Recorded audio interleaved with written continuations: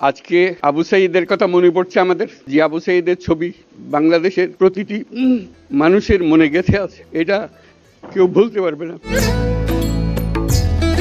কি অবিশ্বাস্য একটা সাহসী যুবক বন্দুকের সামনে দাঁড়িয়ে আছে, এবং তারপরের থেকে কোনো যুবক, কোনো যুবতী আর হার মানে নাই। আজকে আমাদের গৌরবের দিন,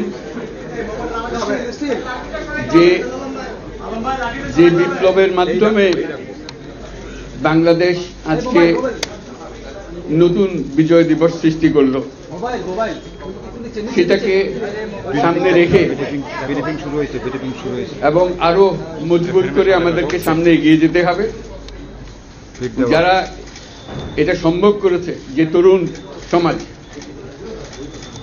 তাদের প্রতি আমি আবার সমস্ত প্রশংসা এবং কৃতজ্ঞতা জানাচ্ছি।